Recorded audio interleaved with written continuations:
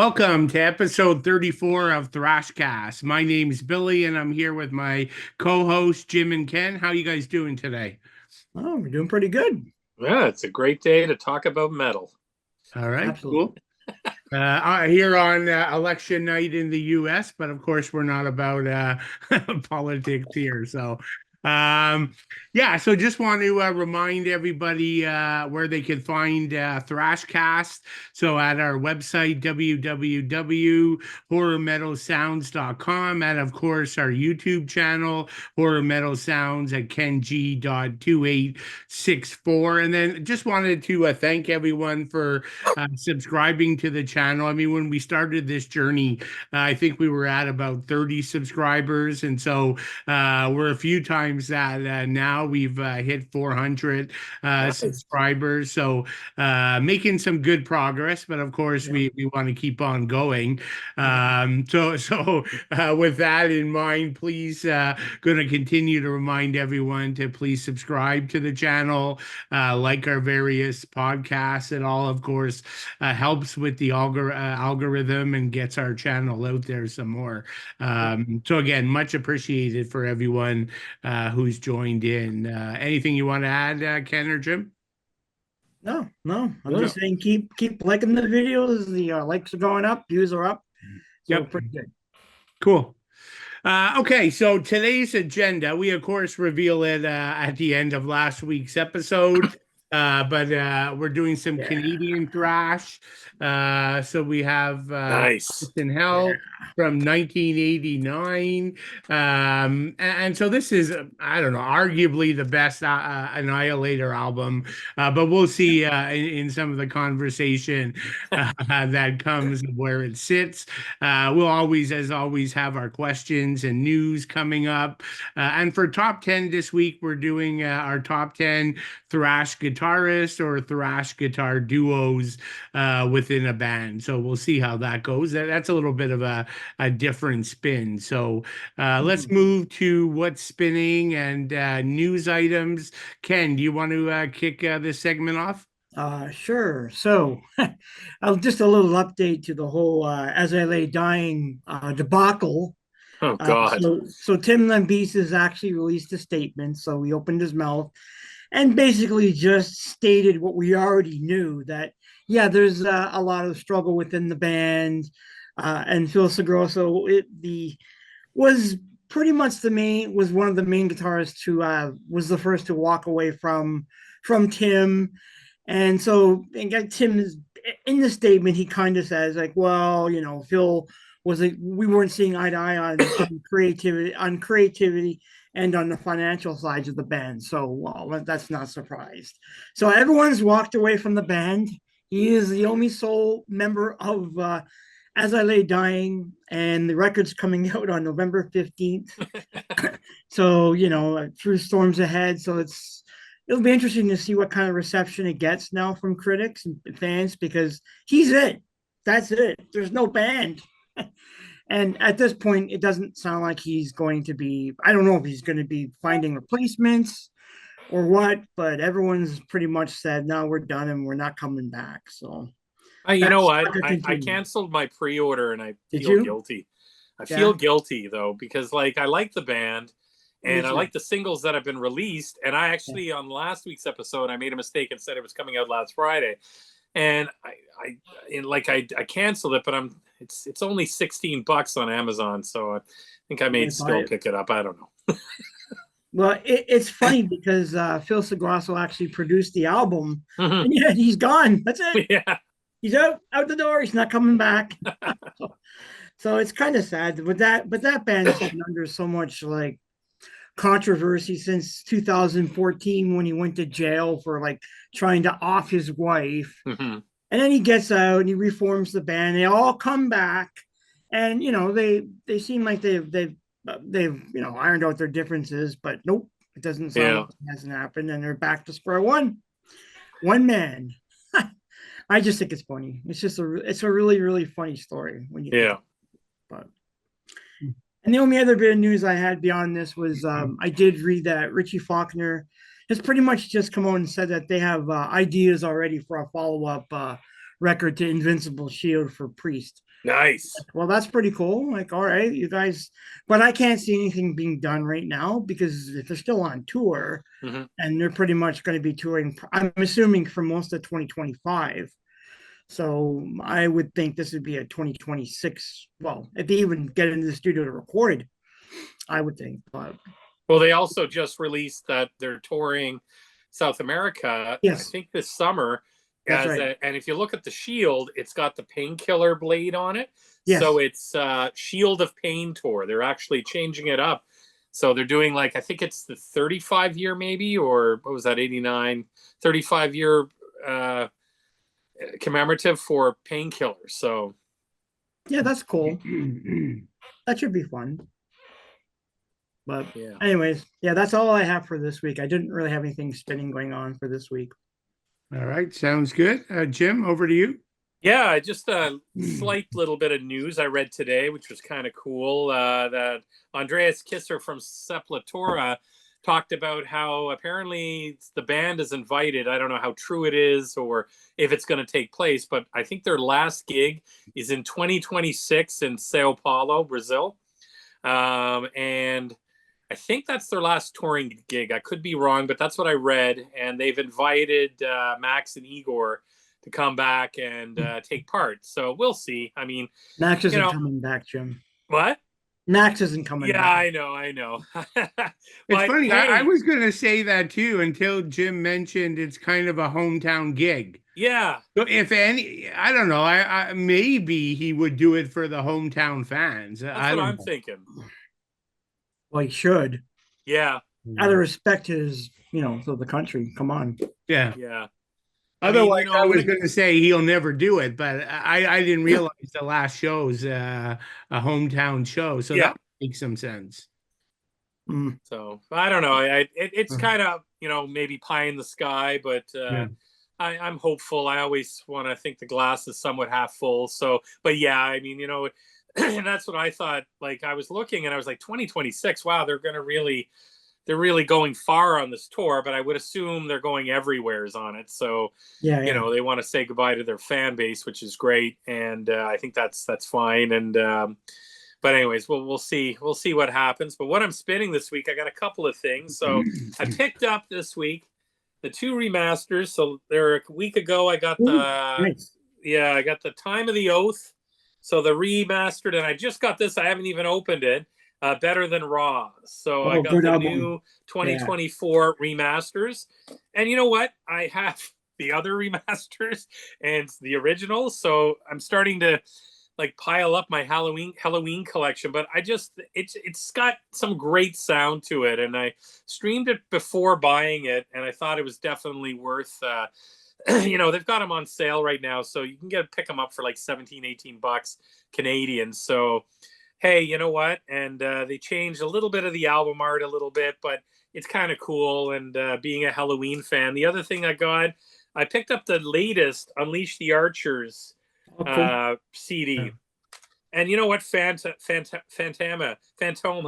And I really like it. I waited a while. I had it on pre-order, and then it went kind of dormant, and then the price went super high. So, and then now it seems affordable again. So it's a really, really good album. I must have listened to this all weekend. Like it didn't leave my CD player. It's that good. It's kind of weird. Like some of the songs have got this really cool, like maybe a thrashy kind of depths with some harsher vocals, but then some of the songs have kind of a little bit of an 80s vibe to them, maybe even as like an 80s hard rock, kind of like, I don't know, where it's I don't want to compare them to any glam bands or anything, but there's a couple of songs on there that kind of has, with Britney Slays as the singer, you've got kind of a bit of a vixen sound to some of the songs, although the guitar work on this album is really, really good. So I really like it. And hey, it's Canadian. Nothing wrong with giving a Canadian band a shout out there. If you ever have a chance to pick it up or at least stream it, I definitely would. And then the last thing is I come across, so I dug out my cassette collection, and I've been posting all these cassettes because they're hilarious, but I found my Annihilator Neverland. I didn't have Alice in Hell, I guess, on cassette, or I haven't found it yet, up in my attic. when we moved into our house about 8 or 9 years ago, I mean, the cassettes have moved twice, and I don't think they've ever been taken out of the box. But I'm like the worst pack rat known to man. So I keep everything, and that's kind of cool. I'm going through it going, where the hell did I find that? I even have, and I should have brought it up with me, but I'm going to post it. I have a Kane Roberts solo tape. Oh, nice. Remember he played for Alice Cooper? Yes. Yeah. Loved him in Alice. He's like on the cover, all muscular with his hair. It's kind of his machine gun. I don't even remember. I don't know where the hell I got it from. Actually, that album's pretty good, Jim. I have it. Is it? Yeah, it's a pretty good album. Oh, okay. I'm gonna have to. You know what? I gotta look it up on iTunes or on Apple Music. I haven't even looked at it, but the cover was like, it's like, what the hell? Where did I get this from? But I also have.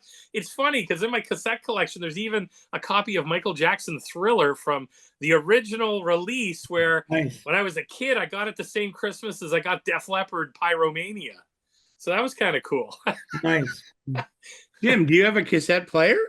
No, I don't. I physically do not have a cassette player. But like we were talking earlier, and they've been in my attic, which has extreme heat and cold. I think they're probably, I don't know if I'd want to trust it. They probably get eaten pretty damn quick. Yeah. Oh, shoot. Yeah.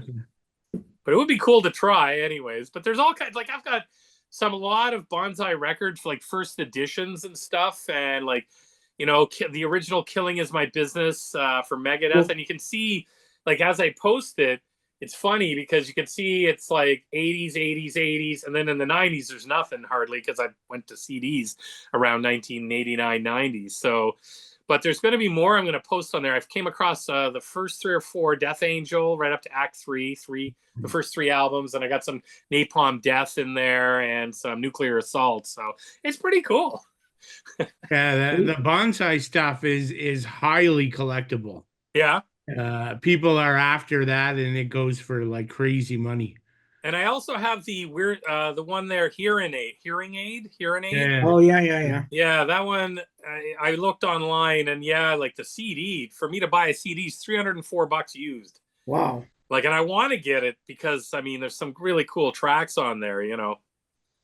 So, including We're Stars. So, but anyways, I'll stick with my cassette for now. Yeah. That's all I got, Billy. All right, cool. One news item, slightly lengthy, but I guess I was reading a Chuck Billy interview. I guess he was doing interviews the last couple weeks. So a couple things I pulled out. So he's been talking about the new material, the new album. You know, he's emphasized that they don't want it to sound like previous stuff, but at the same time, he's describing the songs, and it doesn't reveal a whole lot. Like he's saying very strong, very heavy, very fast. That's not too helpful. But one interesting tidbit I thought was he's saying that the songwriting has taken a different twist because new drummer Chris Dovis, he's a great songwriter. So he's been involved along with Eric Peterson from day one, writing all the songs, and you know, despite them having a revolving door of amazing drummers, no other drummers have been involved in songwriting to this extent. So that should be interesting. Yeah, he's also younger too. So yeah. I know they stated that because he's way younger and he's got a lot of energy and enthusiasm. So it sounds like it's going to be a good record. Yeah. I mean, imagine getting the call up to play for Testament. That's what it kind of is. Yeah. You're in the minors. You're coming up. You're in the big leagues now. Absolutely. Yeah. Let's hope he gets to hold the gig for a while. Yeah. Not due to anything on his own side, right? The Testament don't go back to one of the old guys, but anyways, he also noticed there's a number of mid-pace tracks that are emerging, so that's a little bit different, I guess. One thing that's slightly worrisome is he said it has a very modern feel. I guess that could be the flip side of the new director. or some younger songwriting, perhaps. He mentioned a new a ballad, basically, something along the lines of "Return to Serenity." So I was never a big fan of that track, but Yeah. anyways, we'll see what a 2024 version of that is like.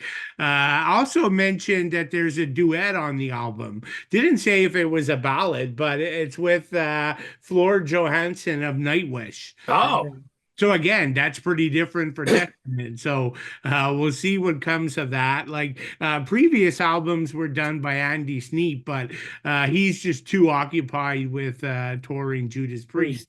Yeah. So they actually brought in the director Jens Bogren. I don't know if I'm saying that right, but he's done like Opeth and Paradise Lost, Yeah. Behemoth, In Flames, Arch He's Enemy. he's a really good producer.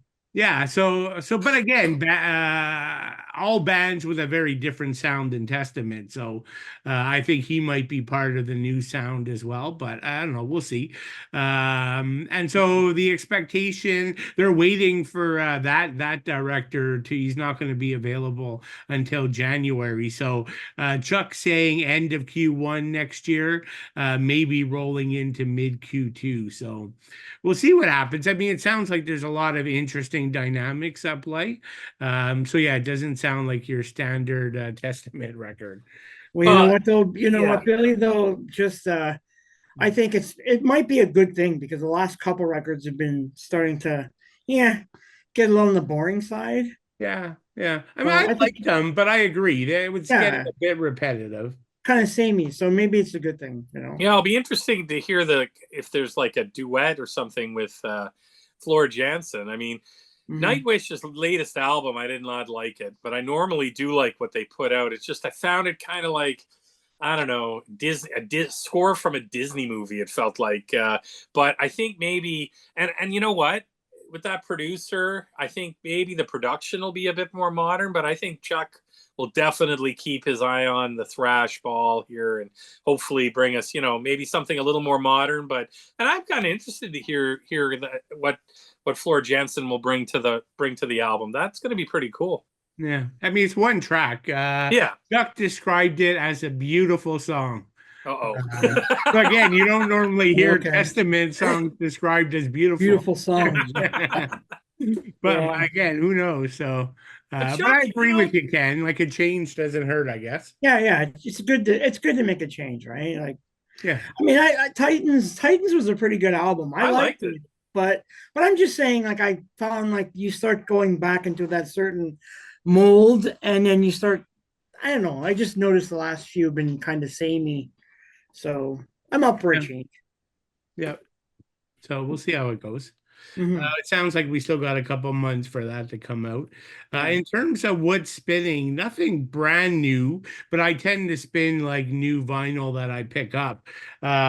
So finally got my hands on the only vinyl record I was missing from the Creator discography, Enemy of God. Ooh, awesome. Wicked. We talked about, they're really cool, like 2 LP. That's cool. They're like beautiful, double vinyl sleeves and some extra stuff included. So Nuclear Blast did a good job. Like when these reissues, it was this and Hordes of Chaos, but you had to get it with a crazy mask, right? So it was like the mask, yeah. I think that was maybe a news item for you, perhaps, Ken, a while back.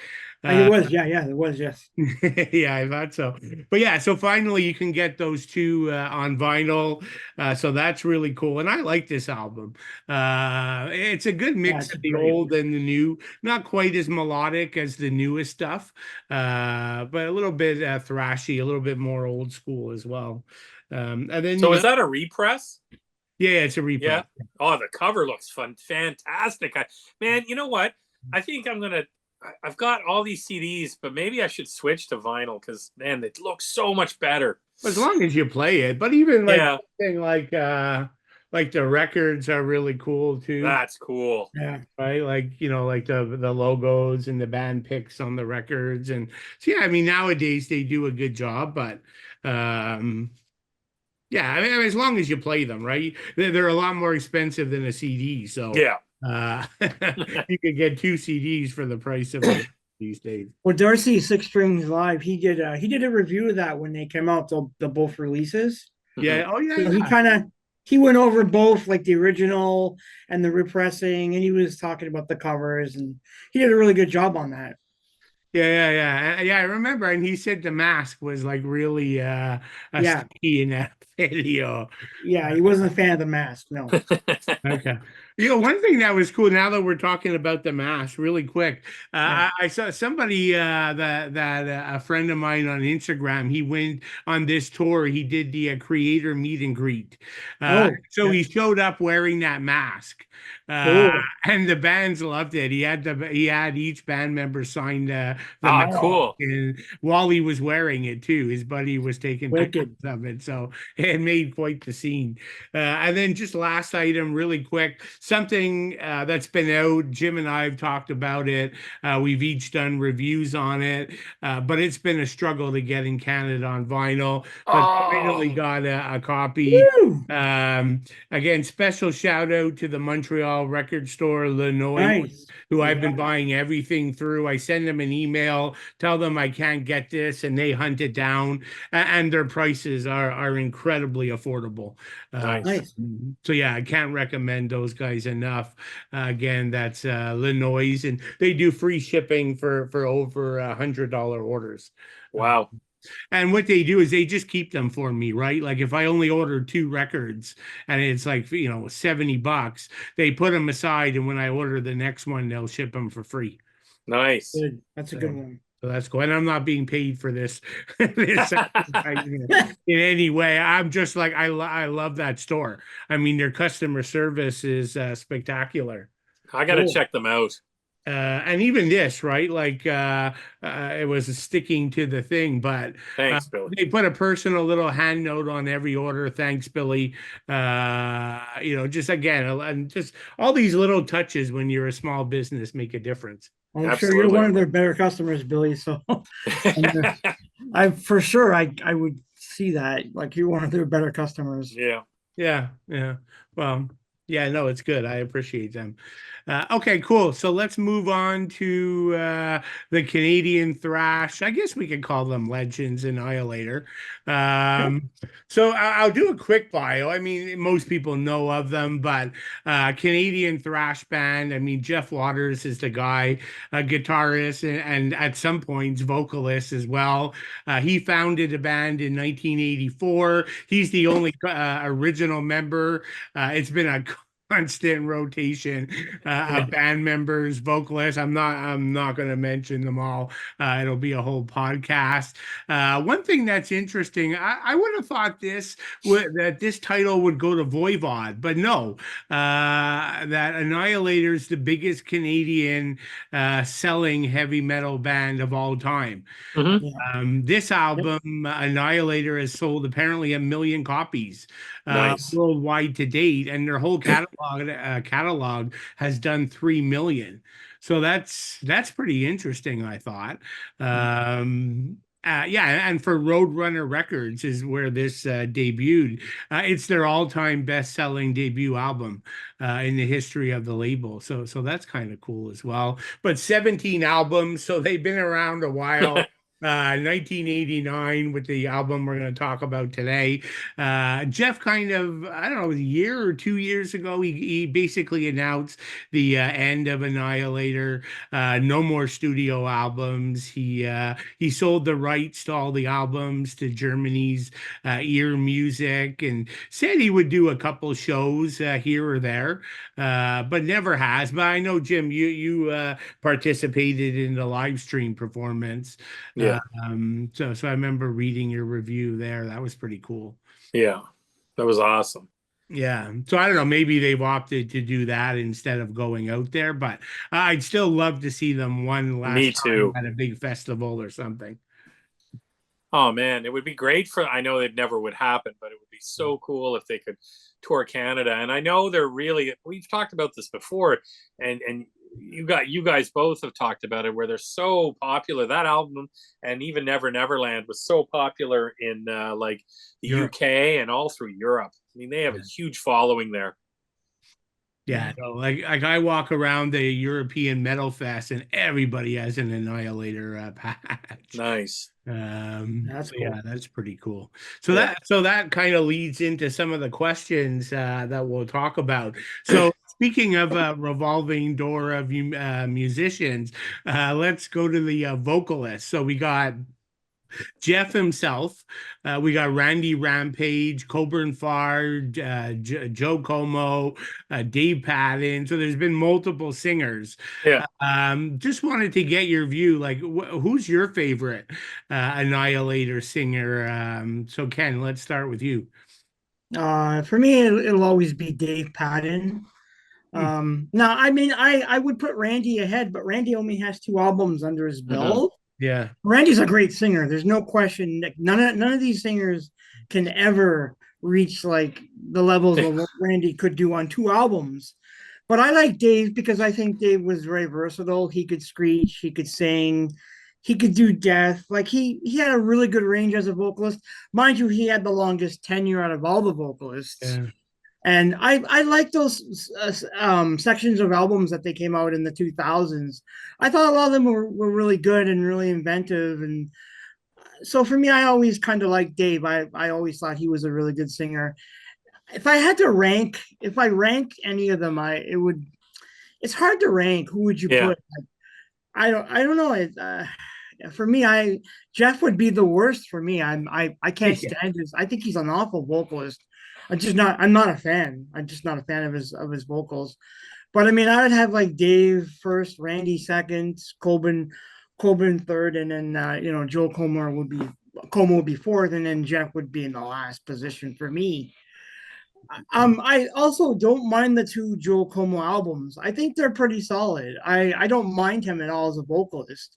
Yeah, it was a different style for those two, but I really like what they started doing in the 2000s when they got their act together and he actually decided to get a real band and not just himself. And then he had Joe Como, then Dave Patton. So yeah, he has a pretty interesting legacy with the vocalists. Yeah, no, quite the quite the journey. And do you remember, Ken? Why did Dave leave? I don't remember that.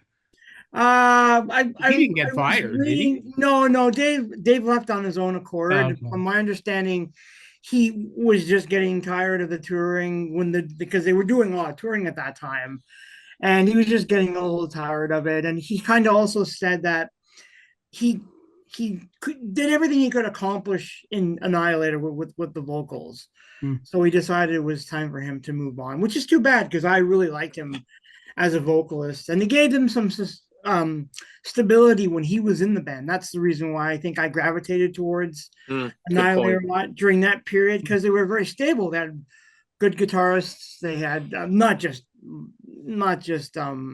what's his not just Jeff, but like everyone. Like he had an actual band to work, which is what I liked about Jeff. But Hmm. it's too bad, but it is what it is. Yep. What do you think, Jim? I mean, it's kind of the same as Ken, but I like Jeff as the vocalist. I watched that live feed, and from what I could tell, he nailed it, man. Like I would love to see a tour. I wouldn't want it to be. I don't even think they should. I'm sorry. I don't think they should be done. I think this band is a legendary, pillar of Canadian and of thrash. But Jeff's voice sounded great. I mean, they had to stop like probably after every second song, or some of those songs they hadn't done since 1989. And but he just nailed them, and the band he had was they were fucking awesome. And it was well worth the $20 or $22 American I paid to watch it. And we really wish he'd release it, play it again, or at least release it on some sort of physical copy with maybe a re-release of the actual recording would be nice, and a DVD combo. I'd buy it. But I mean, Randy, I love that first album. And I love his voice, and I love the stories that come out of him. He was they got such an iconic kind of lead singer that wasn't thrash at all. I mean, he was a punk singer, and he just brought that sort of feel to this album. But I mean, I think I'm kind of like Ken, other than I really do like Jeff as the singer as a vocalist for the albums he's done. I mean, there are some weaker ones in there for sure, but Far was good on the second album. I thought that was a really strong album, and I really would like to. I have never seen them, and I would love to see them. And I mean, I just think Jeff is a living legend for what he's done with this band. But and I agree with what Ken said too. I mean, the revolving door. It's hard to maintain a fan base when you're just constantly you're moving through and it's just going from kind of album to album and you don't know what exactly who you're exactly going to get, and that brings up the metal compilations, kind of the metal and the metal 2. I liked them, but it was mostly a lot of special guests and stuff like that, and a lot of I liked them and I thought they were great, but I guess you could count them as full-on releases, but they're more like covers and friends and stuff like that. So, but I mean, my all-time favorite vocalist I'd have to fall on Randy. I mean, I know he had he had a short tenure in the band, only 2 albums, but oh man, he's just so amazing in those videos and that. And I've seen live clips. Awesome. Yeah, I'm kind of the same way. To me, Randy's definitely the best vocalist. So, I mean, again, you guys mentioned it. We only got 2, Alice in Hell and Criteria for a Black Widow. So, both rank right up there for me. I'd probably agree with your, I would probably put like Coburn maybe second, I guess, and then kind of Dave. But yeah, but I guess I fall in the middle of you guys on Jeff singing. I mean, for like a guitar legend, he's an okay singer, I guess. Yeah.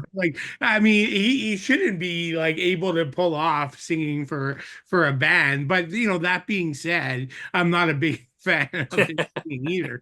But he could do it, right? Like in the live show, I've seen him live a couple times where he's the vocalist, and at the end of the day, he's able to sing. He's not missing notes, and he's playing all that, somewhat complex guitar work, and he tends to run around the stage. So the fact that he could sing out during doing all that, I guess kudos to him. So that's pretty good, I think. And you know what? On guitar, some of those songs, especially from that album, he looked physically drained. I mean, yeah, he's getting older, but he was like, holy cow, some of these songs are hard to do live, especially when you're singing. Well, they're so complex too. Yeah. Right? Yeah. And so technical. So I could see that being a problem. Yeah.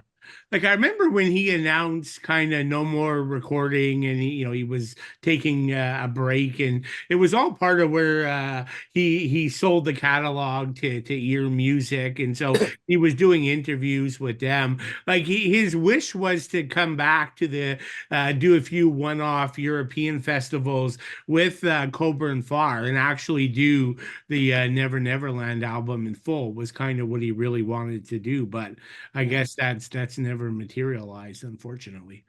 But don't you think he changed after he moved to the UK? Because it seems all this happened after he made the switch to the UK. I don't know. It's just something I thought about. Yeah. Or he knew he was going to retire and it was done, and so that's kind of he put family first and moved there. I don't know. Well, he could be a producer. I mean, he's got that ability to produce music if he wants. Oh, he is, though. He's producing music. He has a massive studio in his new home in the UK. So, yeah, he's his main duties is producing now. Yeah. Okay. That makes sense. Yeah. I can see that. Yeah, so he's still there. And if you look online, his studio is amazing. Walls of guitars, and everything has the Eddie Van Halen themes, like the paint jobs and everything kind of matches. So, I think he'd make a great producer for younger bands who are trying to play thrash or whatever. He's so technical. He could bring his knowledge to an album. So I think it would be great if he did that. Start tutelage for these younger bands who play thrash. Dude, this guy's like a legend, so why not? Yeah. No, totally agree. So that goes to question number two. And Jim, you already showed the cassette, but what do you guys think of the follow-up, Never Neverland, in terms of the band's progression versus the first album? Jim, let's start with you this time. Oh, I loved it. I mean, I'm going to give away the next question a little bit, but my favorite, I go between the first and second album. I mean, some days, if you ask me today, you're going to ask me in a little bit, but I'll answer it then. But like these two albums are legendary for me. The Fun Palace, Stonewall. I mean, I thought it was really good. I mean, I missed the rawness of Randy's voice, and I missed what Randy brought to the group. But, I thought this was a great follow-up, and no, I absolutely loved it. But I mean, yeah, it's just, it was, when did this come out? 1990. So, I was still in that massive thrash sort of era where bands were just putting out so much good music, and this is just as good. Maybe a little bit. It's not going to come up as my first, but it's close to my first pick, and I just love it. I mean, I absolutely love the album. And when I play Alice in Hell, I always go right into Never Neverland. I play the two of them always together.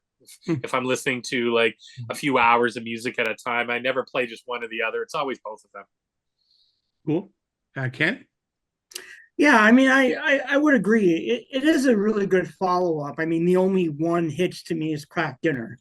I was going to say that. That song is fucking awful. But beyond that, like Road to Ruin, Sixes and Sevens, those are really good thrash songs. Fun Palace is a great opener. Oh, I think. Yeah. And I love Cobain's vocals on that song. It's like he could kind of come close to the high screeches, like similar to Randy, but I mean, so I give the guy credit for doing that. I mean, sure, that album's a lot cleaner and it's a little bit more melodic, so it's not as like there's not a lot of as much aggression as say what you got on Alice. Yeah, I still think it's a quality album for me, and I love the track Phantasmagoria. I think that's wicked. Great. They did it live. Yeah, I know that's a great song. It's just an epic thrash song. I totally love it. What I also like on the first two albums is that they hired Len Rooney to come back to do the cover art on the second album, because he did the first cover, and then he did the second cover, which is I kind of like it. It's much more a painterly fantasy style, but some of the lyrics are kind of fantasy based, so it really kind of bookends those two albums for me. I think they're both great. I agree, Jim. They're both really, really good albums in different ways. One's more aggressive than the other one isn't as aggressive, but I don't see anything bad with either record. Yeah. Yeah, I mean, you guys hit every one of my points, so I won't. I feel exactly the same way. My only slight knock is maybe the first half is slightly better than the second half, but yeah, I can see that.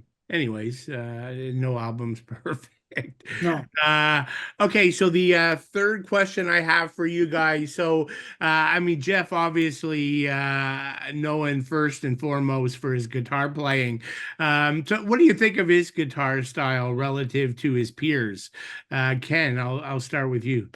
Well, I mean, putting aside the fact that he always said that Eddie Van Halen was his influence, he's obviously a very prolific player. So, like, I know in the early days he was often compared to Dave Mustaine, and I see there's a lot of major comparisons. I also kind of compare him a little bit to Chris Poland. I see a lot of just in the versatile style of his playing.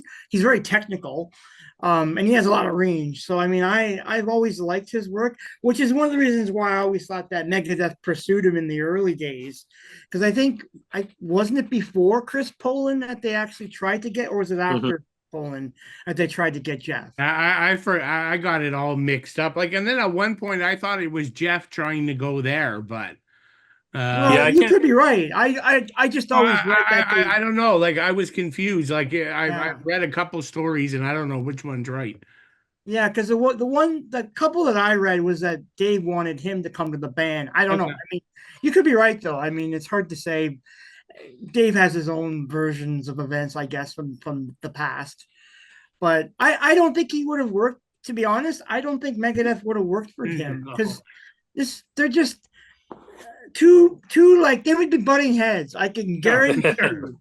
It wouldn't be like how when you buy a Marty Friedman. Friedman doesn't have that kind of chutzpah that Jeff has, but Friedman is also like he's technically gifted, but it worked. But I don't know. I don't think Jeff and Dave would have got along. No, I guarantee. Would have been a struggle. Yeah, Jim, thoughts? Same. I mean, he is a technical master, and I have big I absolutely love his playing, and he is so concise and just so exact. I mean, he's very, very talented, and you can definitely tell Eddie Van Halen was one of his his influences for sure. But I definitely agree with Ken, like the whole Megadeth situation there. You got two kind of controlling guys, and Jeff definitely controlled Annihilator, and you got Dave. Well, we all know what Dave's like. So, but could you imagine though that's what the two of them could have possibly created? I mean, what could have, would have, should have? That would have been friggin' amazing. And but I think I like I like Annihilator. I think they're highly underrated, and a lot of their albums are highly underrated. And I think maybe if the albums came out, I know it came out during the heavy thrash period where thrash was really gaining momentum, but I think if maybe 3 or 4 albums hit before 1990, maybe the path would have been maybe a little bit different for them, possibly. I don't know, but yeah, he's a great technical player. Yeah, and I guess underrated here in North America. Yeah, not so much in Europe, but that's why he probably went to Europe. He's like, I mean, it's kind of embarrassing. Here we have a Canadian, and he's gone there, and I would love to see him tour all of Canada. Just it would be wicked. I mean, I know it would never happen, but that would be so cool. Yeah. Yeah, I guess I think the story goes his wife is from there, right? So yes. They moved back to That's right. Place, but yeah. Once again, I agree with you guys. You and I, we're all like fully aligned on Annihilator. I mean, the one thing I could say about Jeff, and that's probably the best compliment you could give to a guitar player. If I close my eyes and don't know who's playing, but I hear it, I know it's Jeff Rader. Yes, right. His style is very distinct. He's not imitating others, right? He jumped in, and I mean, he's got some Eddie Van Halen influence as well, but amongst the thrash guitarists, he's got his own unique style for sure. Yeah. Okay. And then Jim, you alluded to this question before. Let's quickly touch on this. What are your top 3 Annihilator albums, and throw me one that you didn't like as much? Okay, so my top 3 are the first 3. So it would go 1, 2, and 3. But I said before, 1 and 2 could be interchanged. I mean, it's just all about a day of the week. I mean, I like them for different things, but I got to be honest, King of the Kill is also a really strong one that I love. Annihilator, the one with the demon child with the Annihilator. I kind of like that one. Yeah. Criteria for a Black Widow's good. Yeah, I mean, there's so many good ones here. My most weakest one, I would probably say maybe For the Demented, if I didn't count. Like, I like the metal 1 and 2, or the metal and the metal 2, but they're not, for me. I don't feel they are part of the catalog, but they're more kind of a different thing altogether. But I'd probably go For the Damned, probably be my least favorite out of all of them. Maybe even Ballistic Sadistic. I don't know. No, but I like that one. There's so many good ones there, and I agree with what Ken said. A lot of the 2000 albums were severe, and they're hard to get too. Like, you try to get them on physical. I mean, I'm hoping they'll re-release a lot of them because they're hard to get. They need to repress some of these and maybe throw some stuff in there. I know a lot of them have been redone, but they definitely need to kind of bring back the full catalog again to some degree. Yeah, and so just on that note, it's delayed, but the whole point of ear music buying that catalog is to go on a full, complete full treatment of every album. Wicked. And all the rare stuff that came later. Like, for any Sabotage fans, Ear Music just finished that off. Yes. Like they reissued everything in the catalog, beautiful packaging, many of them double vinyl, all kinds of notes from band members, and just top-notch packaging. So now this was supposed to start at the beginning of 2023. So God knows why it's 2024 and there's still nothing. But that's what Metal 2 was. That was Jeff and Ear Music coming together and saying, we're going to do this special one-off to sort of get ready to launch all the reissues. But sadly, they haven't been yet. Okay, cool. Ken, your top three? Yeah, so obviously Alice is my top, and Neverland's number 2. Number 3, though, for me is All For You in 2004, which I love that album. The song Dr. Psycho, I love that song. I played that song over and over and over. It's a really good album, and as I mentioned, Dave's a really versatile vocalist, so he's able to scream, he's able to sing, clean singing, screaming. I liked it. I liked it quite a bit. The album art's cool. Yeah, and that's the other thing I was going to say, that a lot of the album art, like when the Joe Coma albums are great, but the art was crap. I hated Waking the Fury, and I didn't like. Well, Carnival Diablos was actually okay, but yeah, I kind of liked when they kind of had this renewed sound, and he had a band, and he had a really good vocalist. And then he had really good album covers. So yeah, that album cover is really great. I love that album cover. My worst 3, I have 3 of them. Remains, I do not like at all. I know that's his pretty much. You might as well call that a solo record because he's the only only person on it who did everything. From my understandings. And I'm not a fan of Metal and Metal 2. I owned them, but I mean I didn't really like them. I thank my lucky stars that I have Waking the Fury. I have Carnival Diablos. I have all those albums. I got them all when they came out. So it sucks if you're a collector and you're looking for them now and can't get them. So hopefully Ear Music will be able to rectify that situation, and Jim, you'll be able to get those albums. Yeah, I'm missing a good portion of the catalog. Yeah, the Joe Coma albums are really good too. I mean, he's sort of kind of similar to Randy in a lot of ways. He's got a really gruff voice. I don't mind him. I liked was it Liege Lord? I liked that album that he did way back in the 80s. And I know he was on Overkill and stuff like that too, but as a guitarist, but not a singer. Yeah. But they're 2 underrated albums for me, I would think, next to the Dave Padden albums. So like everything from like 2000 and up, all good stuff. All really, really good stuff. Cool. For me, I go Alice, and then I'm a bit unique. I have Criteria for a Black Widow next. Yeah, good one. Only because, I mean, not only, but mainly because of Randy on vocals. Then I go Never Neverland in third. Okay. And I'm kind of fit along with you, Ken. I don't know, maybe Metal is my least favorite. Feast, I don't remember being a big fan of either, but I haven't heard it in years. So, but I don't remember that being a great one. Okay, so that leads into the last question of the night before we do a deep dive track by track. But so, as we've talked about, Annihilator called it quits fairly recently. So what are your thoughts, guys? Do you think it was the right time for him to retire? And I know Jim already gave us a heads up, so we'll let him start there. I mean, Slayer obviously retired. Now, they started way before he did, but many of the bands are still going strong today and show no signs of stepping away. So it must have been a tough decision for him. Jim, what are your thoughts? Yeah, I think maybe just the revolving door of band members, regardless of probably the reason, if they left or he had them leave or whatever.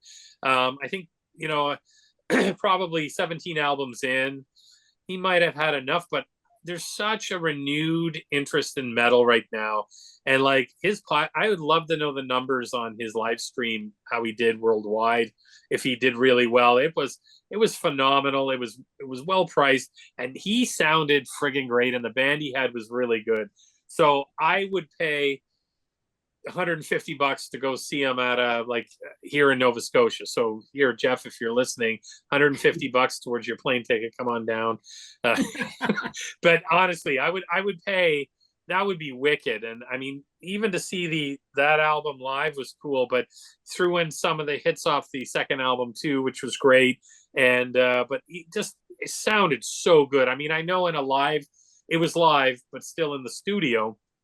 I know in a live gig atmosphere, it might be a bit different, but I think he still has a lot of stuff, that he could bring out maybe and really kind of come up with something else under the Annihilator label, under the band name. I mean, I hope he is doing producing, and he is got. I know he was selling off a video game type experience thing during this live feed with Earache. So he is definitely working in that. And if he can bring some new bands along with his knowledge, that'd be great. But I still think there's one or two albums in there, and man, don't deprive us of this. I'd love. I'm always the guy who always wants more. I mean, if it gets campy and gets cheesy, then no. But I'm the guy who wants another Slayer album. So that's my thoughts. Well, Ken? Yeah, I'm the same. I want more as well. I wish he'd put out one final kick-ass thrash record. Bring back Dave, or I say bring back Dave, because they worked well together. Or if you want to bring back Coburn, I think that's even a great idea too, or bring both back, and then whatever. But just one final good thrash album, because don't end your career on Metal and Metal 2. Yeah. I don't know. You're going to end your career on Metal 2? Come on. Geez. I find that frustrating. I just wish there would be one more thrash album. Just one good one. Why not? I mean, if Kerry King can put out thrash on his own, why can't he put out a good thrash album? Yeah. But I agree with you, Jim. I want one more. But I mean, Billy hit it on the head too. Playing like Wacken or something would be. I mean, Billy, have you ever seen them at Wacken? Yeah, many times. Jeff was like a staple there, right? Even when he wasn't playing, he would be there many years just hosting all the metal battles. So nice. Yeah, he's like a big part of Wacken for sure. Yeah, like just so much. I know he probably doesn't want to go back to touring and doing a lot of that. These festivals are where it's at, especially as everybody gets older. The performers, including him. But I just think I agree. Like, we got to have another album, like another fresh thrash, return to the first two albums or whatever, and just rip it apart again.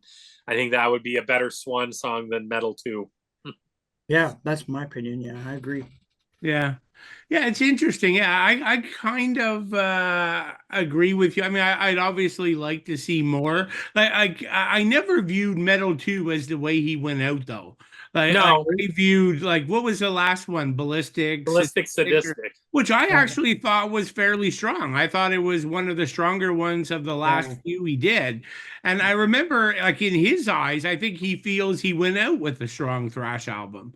And when he did those interviews, don't quote me, but I'm pretty sure he said, there's just not a lot more you could do under the Annihilator umbrella after 17 albums. Yeah. He felt like he's done it all, and it's getting harder to write the stuff, and his age. If I remember right, is kind of why he stepped away. But yeah.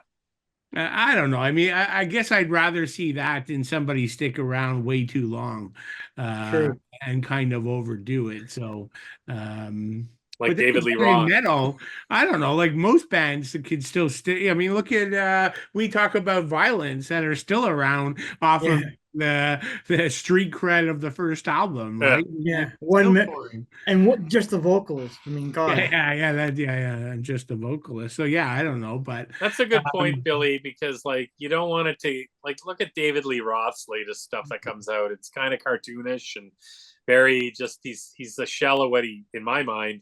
I would never like think of David Lee Roth as like his new stuff is terrible to me, so I wouldn't want that to happen either. Well, I think he knows that though, Jim. Yeah.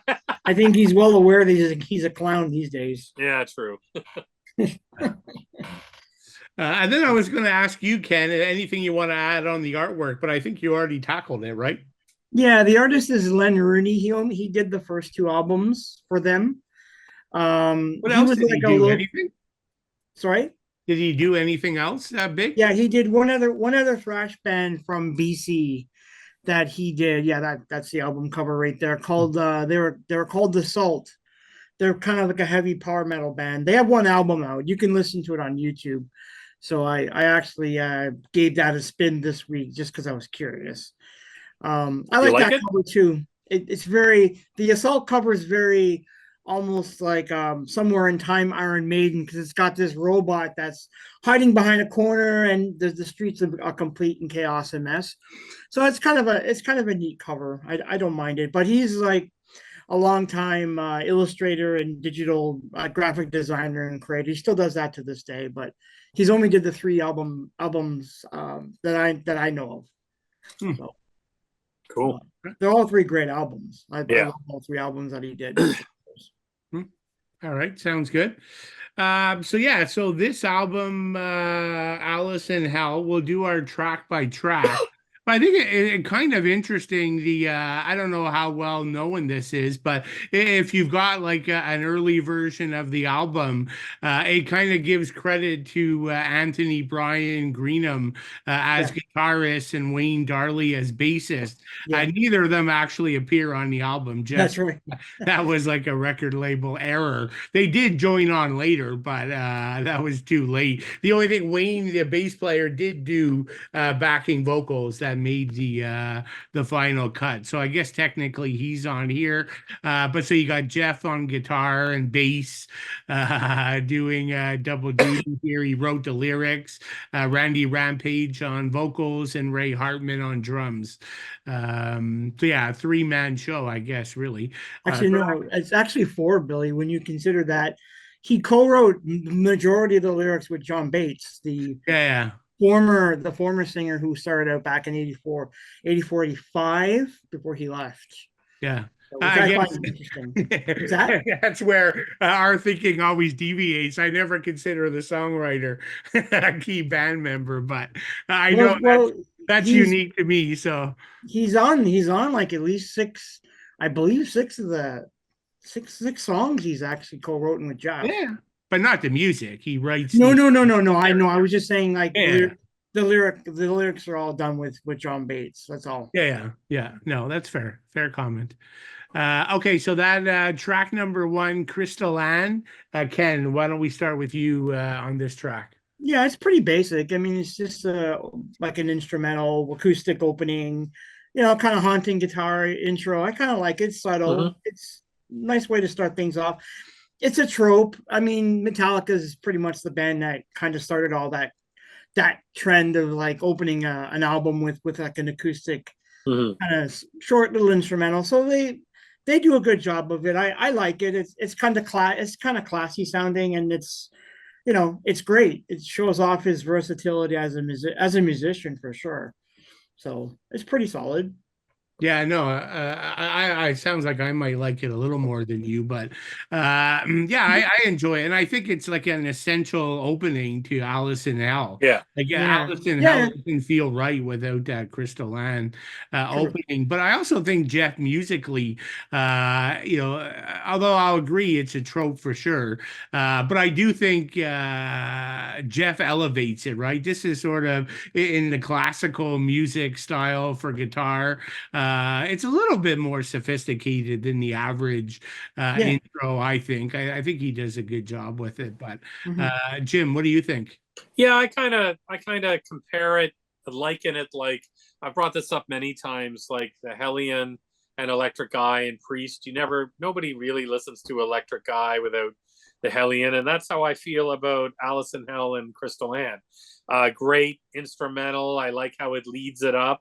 I remember first when I went to the record store and bought this, they had a humongous display, records and tapes, and I think maybe CDs at that point.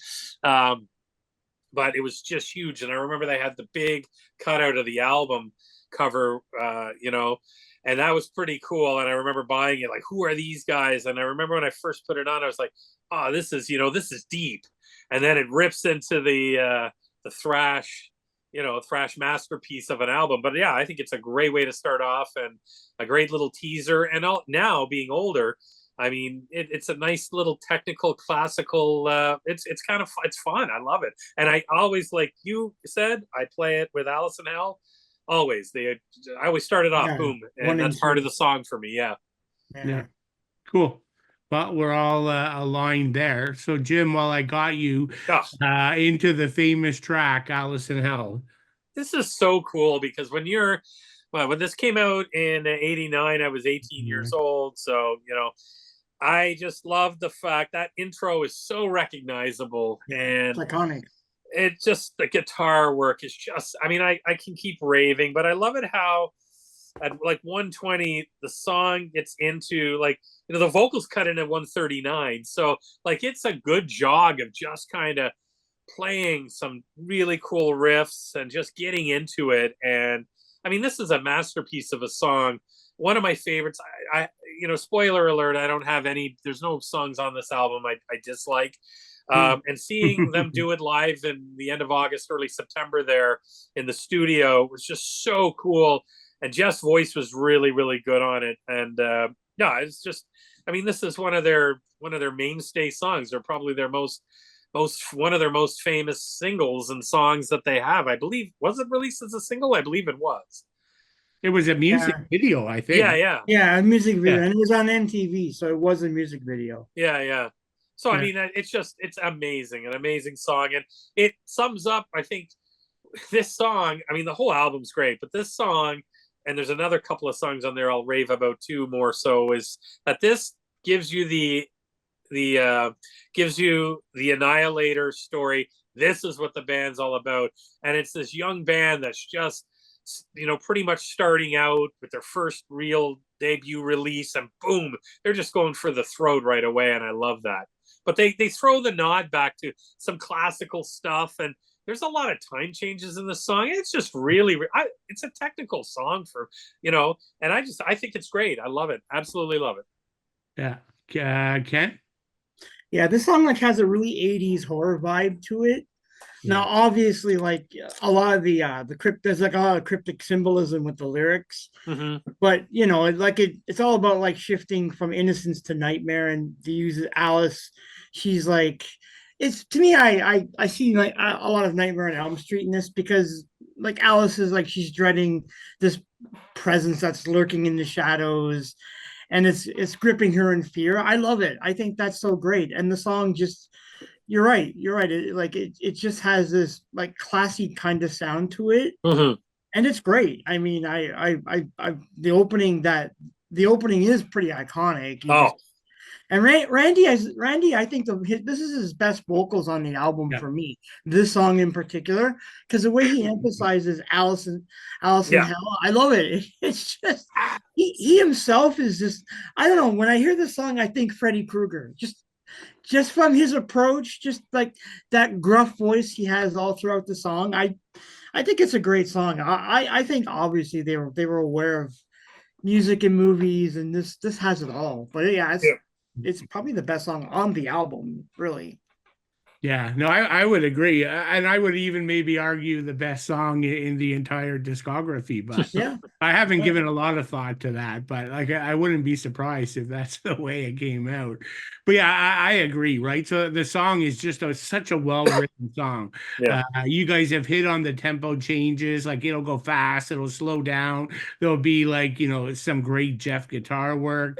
And it's probably Randy's most broad vocal performance. Like I love that section just past 3 minutes where Randy goes into like his really high range voice.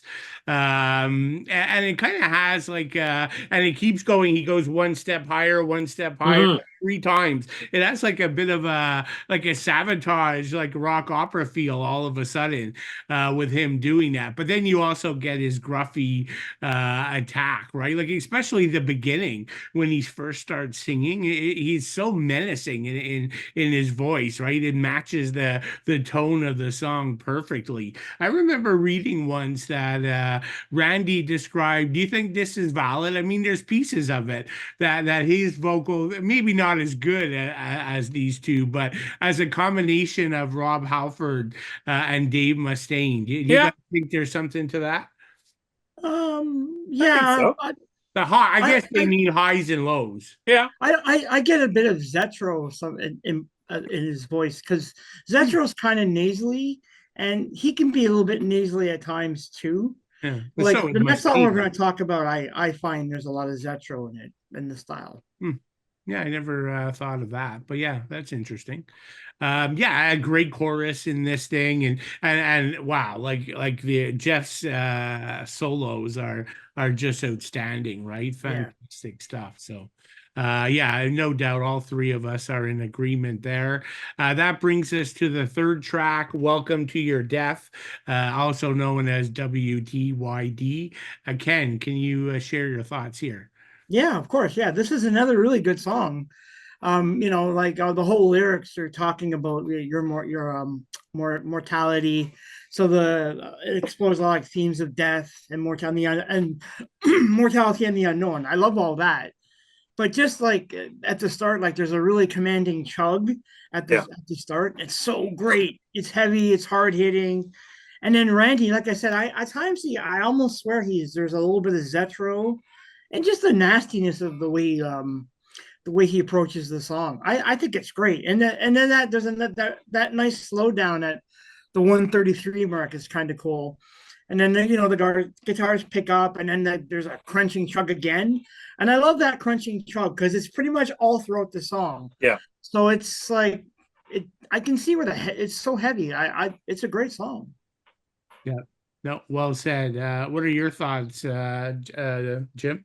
Yeah, this is like exactly what Ken said. This is a great song. That chug is another memorable chug. I love the fact that the production on this album I feel is really, really good.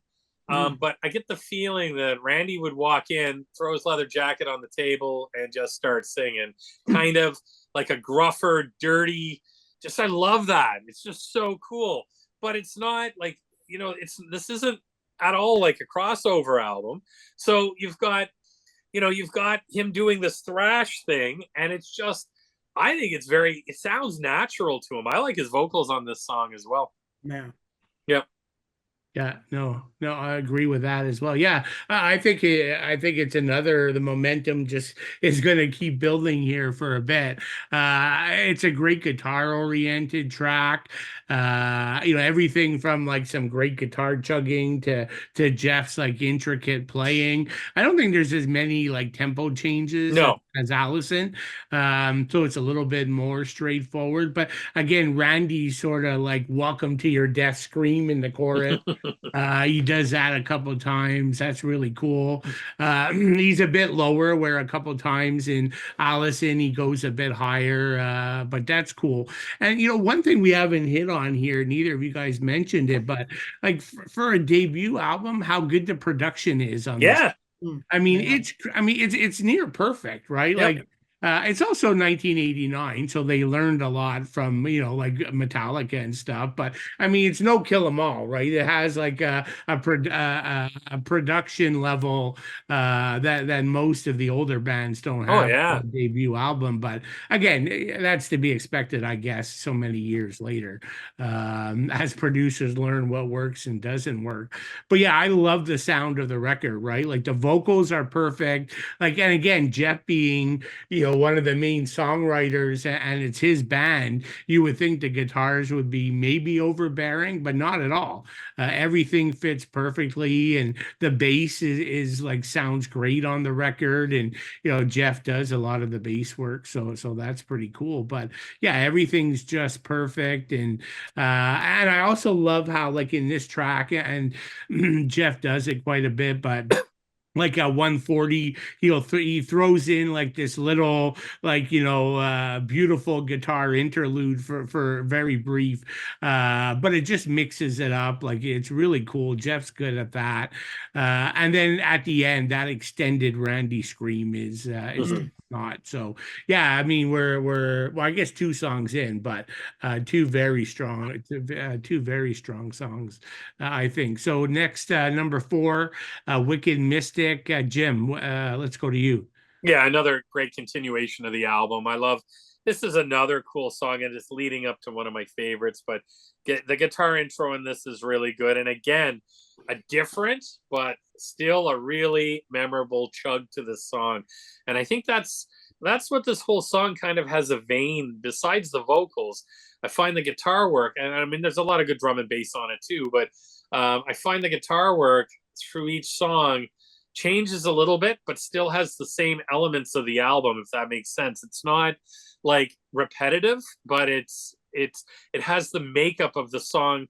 Like, this has the makeup of Welcome to Your Death, but it's a different style of chug, and I think that really sets this debut album apart from a lot of debuts that, usually by track 4, track 5, and then we talk about sides being better and stuff. The album is just progressing at a really cool rate, and it's all different to my ears anyways. And that's why I really, really, really like this album, being my favorite. And I'd probably even mark this as one of my top 10 or top 5 thrash albums of all time. Top 10 for sure. So cool. Yeah, no, I agree. I think it's a great track. It kind of has an interesting opening.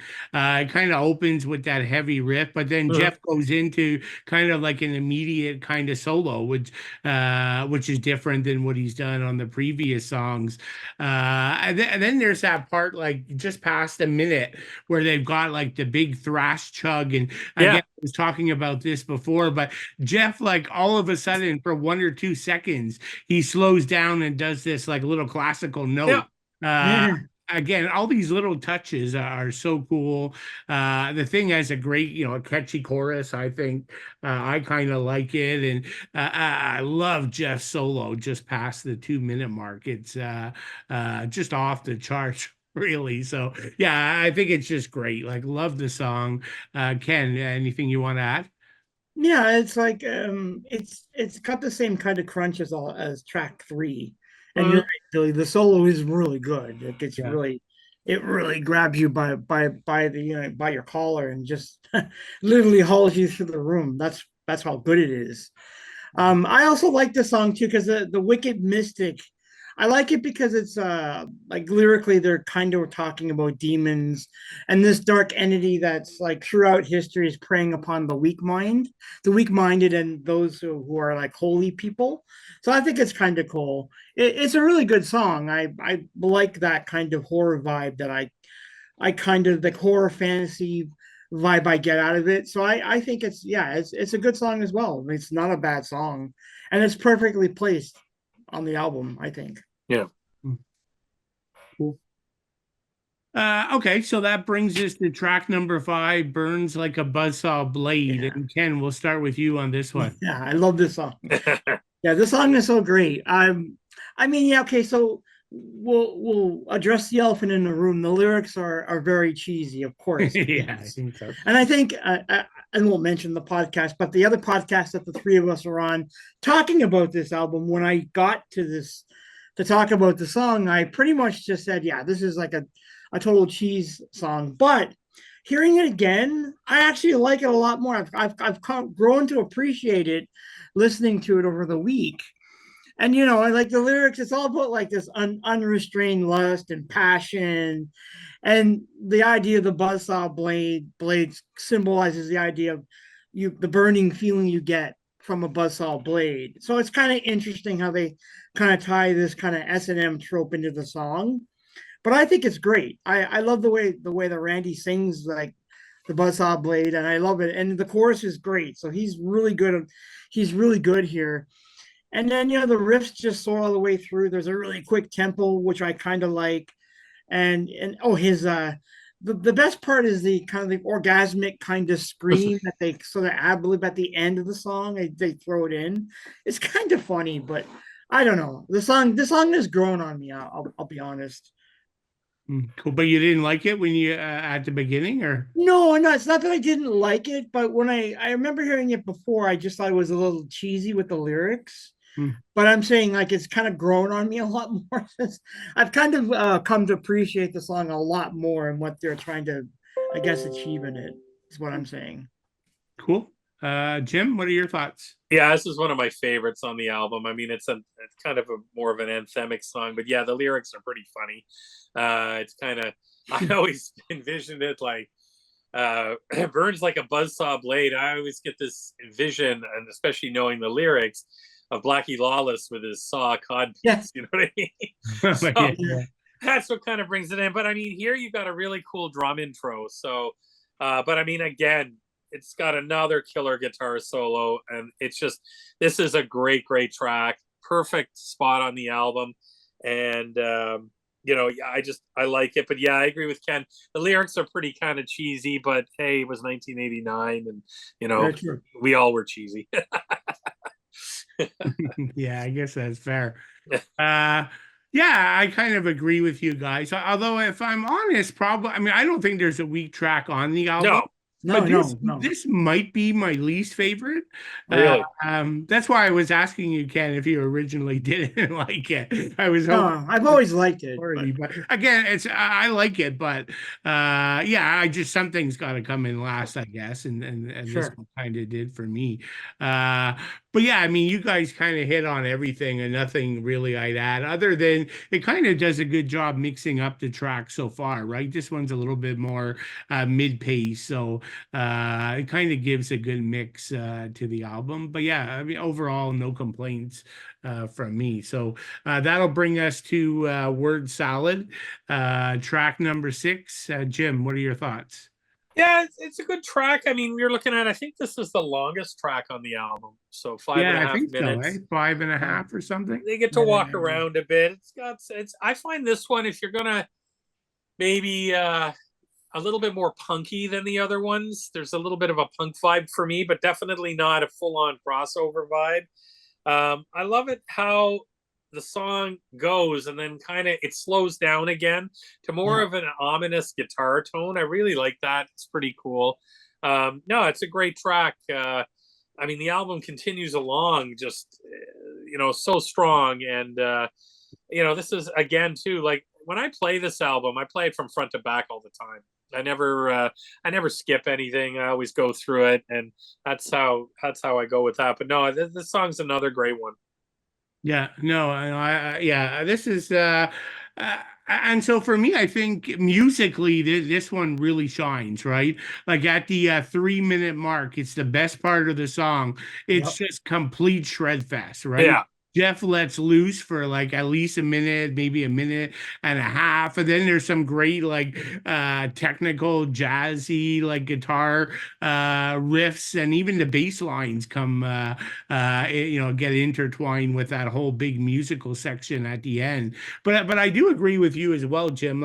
Especially the vocals, I find a different feel on this song, and a little bit more melodic. And I had in my notes a little bit more crossover in delivery. Like I find it sounds a bit out of place for the song, but I mean, no harm done for me because musically, this thing's a monster.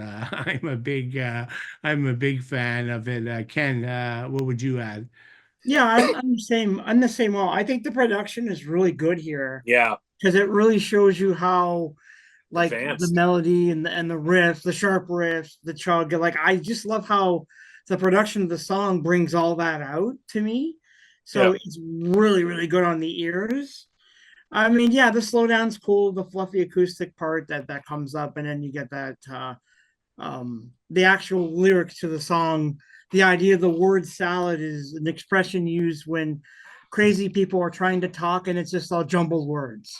So they call that the word salad. So I think that's kind of a neat a neat way to write a song for a thrash album. I think the lyrically this is a good album for me lyrically. There's a lot of clever little puns and things that they throw in here, like word salad, no ballad. I love that in the chorus. Yeah. It's so Yeah. great.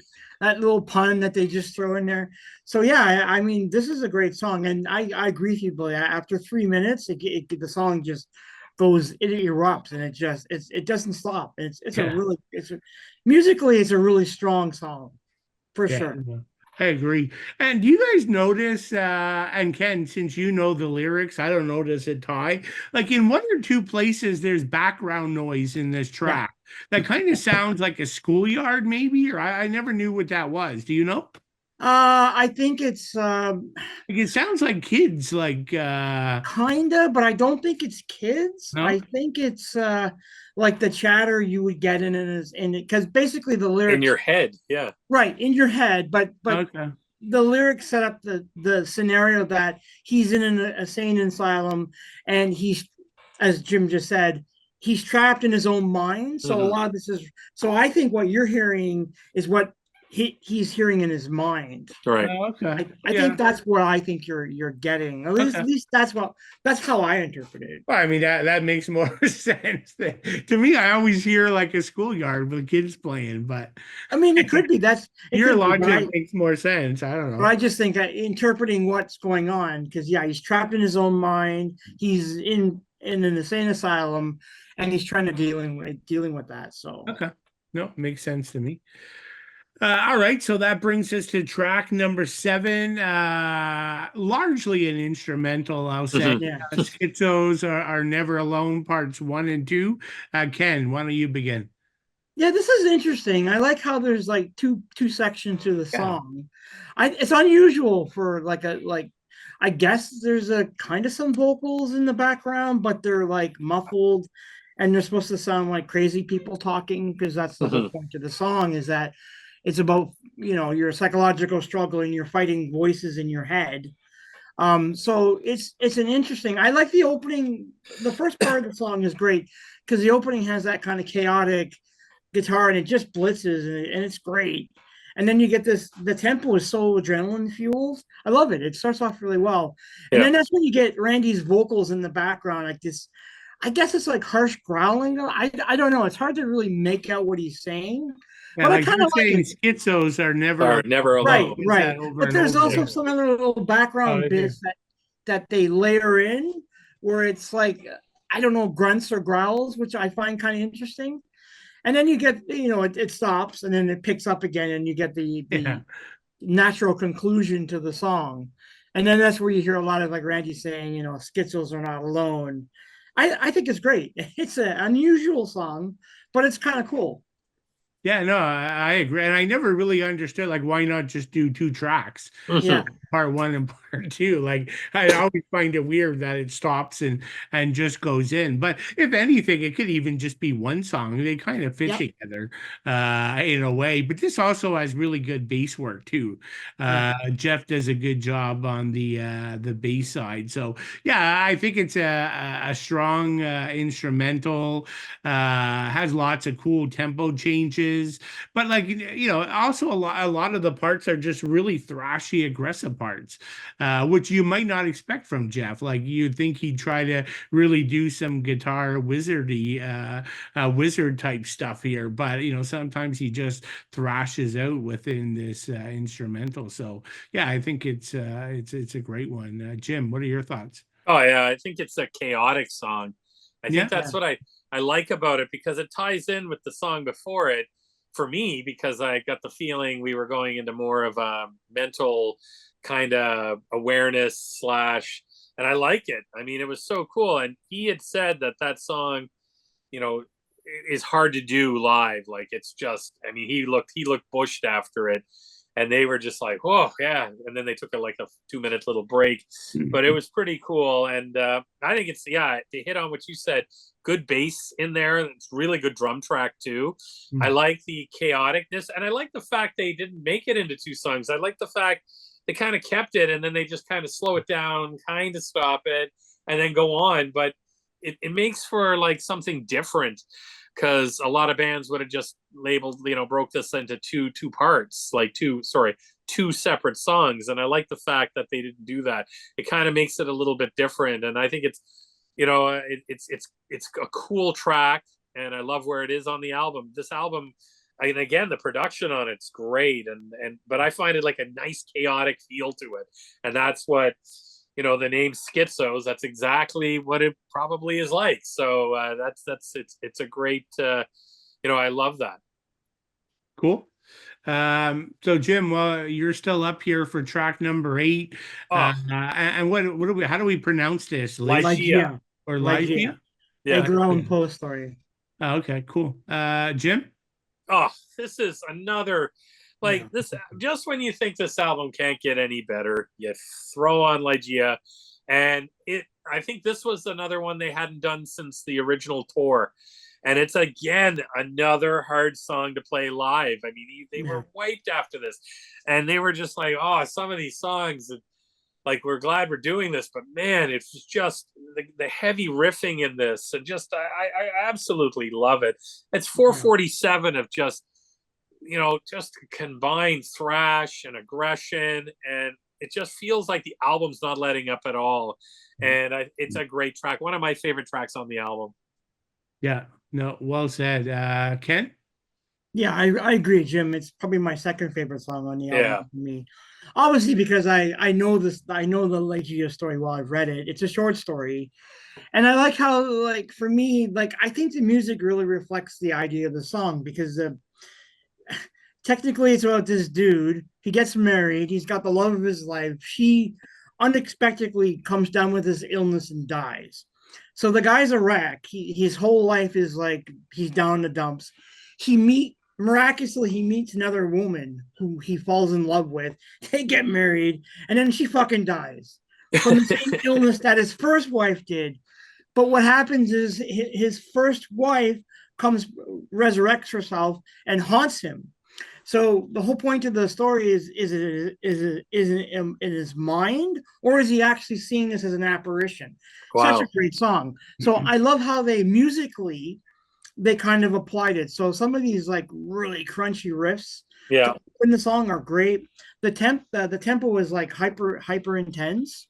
And then you get that. I love how it's followed by a chuggy engine, and it goes all the way through. I love the chorus. The chorus is really good. And yeah, it's one of these kind of songs where it's like, oh yeah, this is like like a thrash masterpiece. And I can see why they wouldn't want to play it live very often. Yeah. It would be very difficult to do that, especially like when you get a lot of dips and turns with the riffs in the second half of the song. It just doesn't stop. But it's a really good song. Yeah, no, I'm a big fan as well. And just feeding off that, right? It's at the end of the song, right? At 3 minutes. Yeah. You've got like the lead trade-offs, but it's the guitar and bass. And they're going back and forth. And of course, they're both by Jeff. I mean, obviously not at the same. But yeah, like I just love that musical section, and I agree with you, Ken. I think it's just a great like hook-filled chorus. I think Randy, like, just his it's one of his best tracks. I think, like, he really emphasizes his pronunciations, and it makes like so many of his lines just great hooks on the song, right? So I think this is one where he actually comes to the forefront a bit more. So yeah, I mean, I think we're all in agreement there for sure. So then sadly we come to the last track on the album, track number 9, Human Insecticide, and Ken, we'll go to you. Yeah, this is a really good song as well. It's one song that Jeff co-wrote lyrically with John Bates. And again, they go.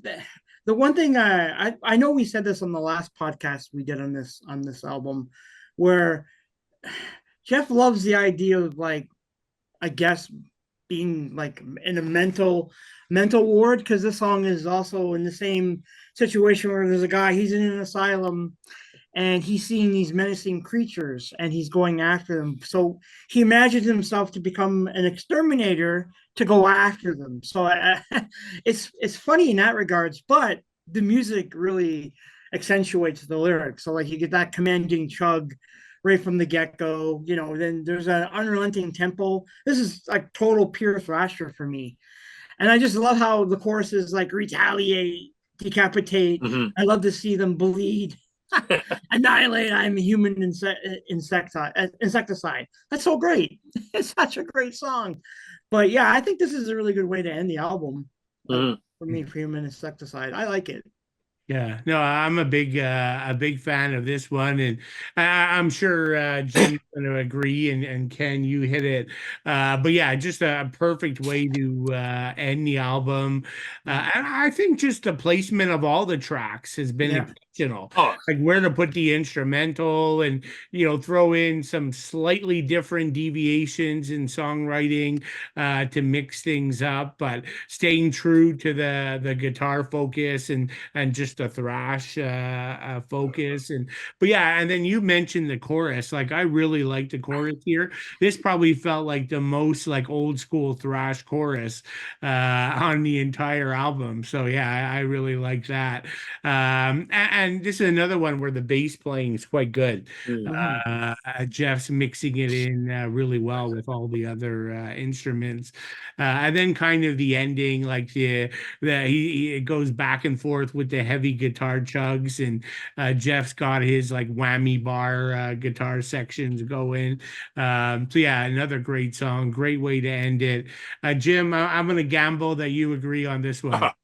Yeah, what a way to end off the album. Like again, these debut releases that end off so well. I mean, holy geez, the album's only 37:27, so it is not super long, but I think that's great track to end it off. I love it. It's aggressive. It's like you said, Billy, it's an old school kind of nod to old school thrash. So I find the album kind of goes around like full circle in the sense that, and this song, it's great that they kind of felt like they maybe let their hair down and just went for it. And I like that.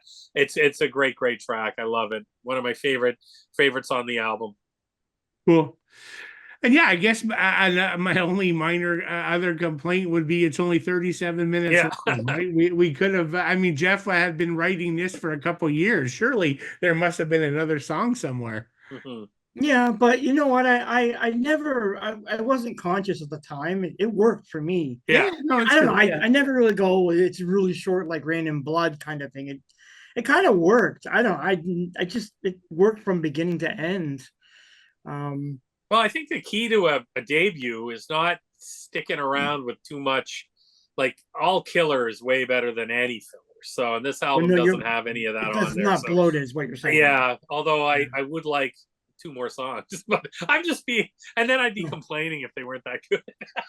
I'm just being selfish and saying same I with want me. more. I always want more of a good thing, but Yeah. I agree, Ken. Like, there's nothing wrong. I mean, that's a very minor nitpick, right? Just everything about it's kind of perfect. No, I guess what I was saying, Billy, is when I listened to this album, I was never conscious that it was too short. It just seemed right to me from track 1 to track 9. I don't know. No, I agree. Yeah. And then refresh my memory, guys. Like I know we recently did our top 10 thrash debut albums. I know this was in my top 10. I think it was in both of yours as well. Yep. No? Yeah, I think so. Yeah. Cool. How could you not put it in there? Yeah. Yeah, no, it was interesting. I was watching a podcast. I know you're a fan, Ken, like Sea of Tranquility. And they were doing like an episode on they had a couple albums and they had to rank them, and everybody ranked this kind of last. Just nobody really had a connection with it. I was pretty surprised. Like I don't know if that's like an American spin on it, and that we're doing our Canadian duty to like it, but I was a bit surprised that so many people ranked it so low in that regard. And then on it's an the underrated Alchemists album. podcast, I think there was 4 or 5 of them on there that day. They were doing a similar kind of thing, and they brought up, I think 2 or 3 of them really ranked us high on that. So that was kind of cool. Did you see that episode, Ken? I did, yeah. I did watch it. Now, mine was going up against some big hitters too. So yeah, but I mean the album, you can't deny like the album, like the tech, like it's just for the guitar playing alone, it's fantastic. Like you won't get anything better. There's no other, like you can't compare this to any other Canadian debut thrash album, not even Sacrifice. No, I agree. I'm sorry, there's no other band that comes close to this. Yeah. Really. Yeah. So I can see why they are number one, pretty much from the Canadian standpoint for thrash. Yeah. The only band that came to mind was I thought maybe Voivod would have sold more, but especially in Europe. Yeah, but I guess they're so quirky, maybe not, but Voivod, I like Voivod, but they weren't really technical when they first started out. Let's be honest. They were kind of all over the map. Like they just didn't have that technical prowess that you would have got with this album. Yeah, true. They did after. I mean, obviously they went in that direction after a while, like the midpoint of their career and onwards. But you can't even. Sorry, they don't hold a candle to these guys, in my opinion. Yeah, it's interesting. Yeah, I mean that's a tough debate, but it's a debate for sure. I mean, technically, both are great bands. I mean, they're both well known internationally, so that could be stated for both. You know, when you think about it. Well, hell, they're both great. We don't have to figure. No, that's true. You're right. They're both great. Yeah, I would agree. No arguments for me. Cool. All right, so then let's move on to our top.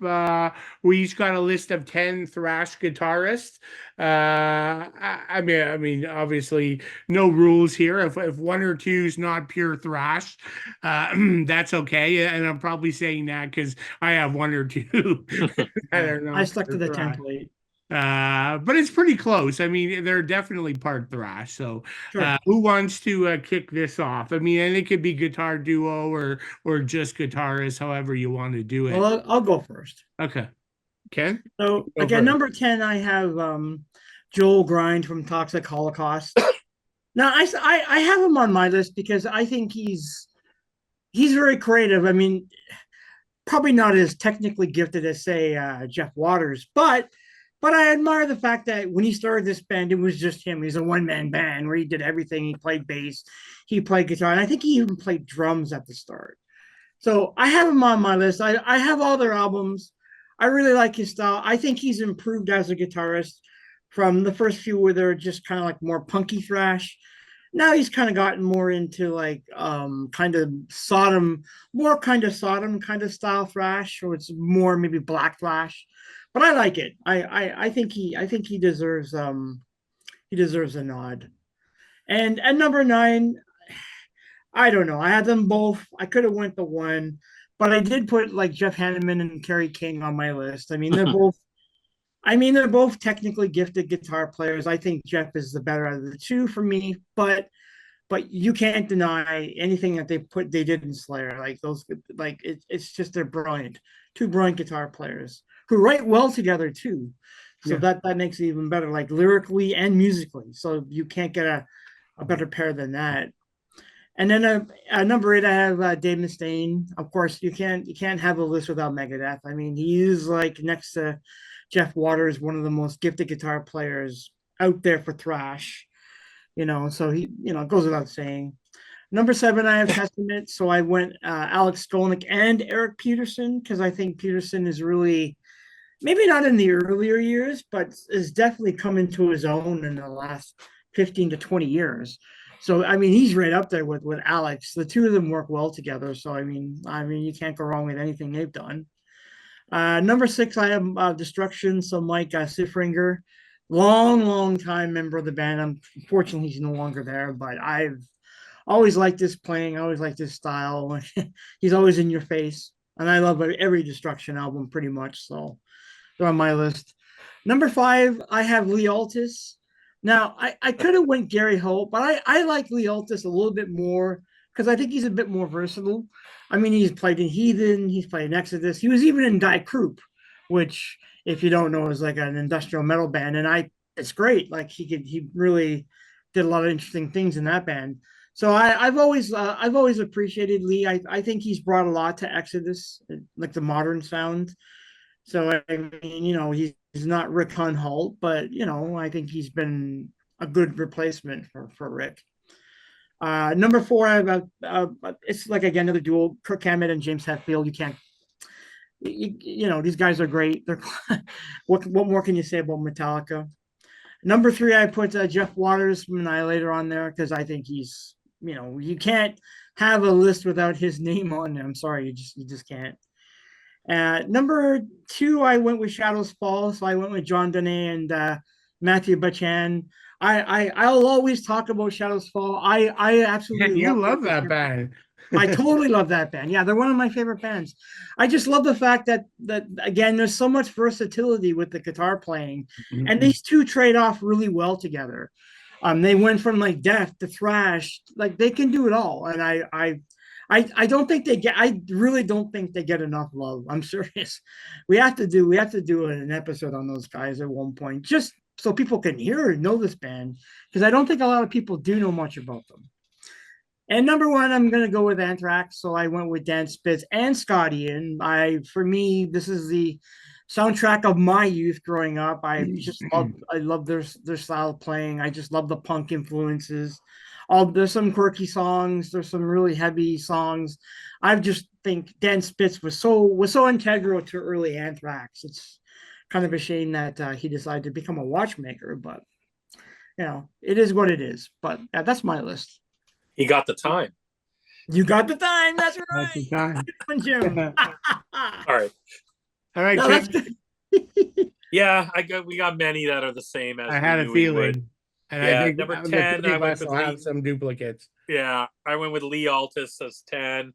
I went with Rocky George from Suicidal as my number 9. Kind of underrated. I really like him. I went with Poland from Megadeth. Good one. Yeah, I really like Chris Poland, and I like his solo stuff too. Yep. I thought Ken would have Chris Poland for sure. Yeah. I should have had him on my list. I should have went Dave and Chris. Yeah. But Chris is good. Yeah. And I went with number 7, not really thrash, more of maybe melodic death, but I went with Alexi Laiho.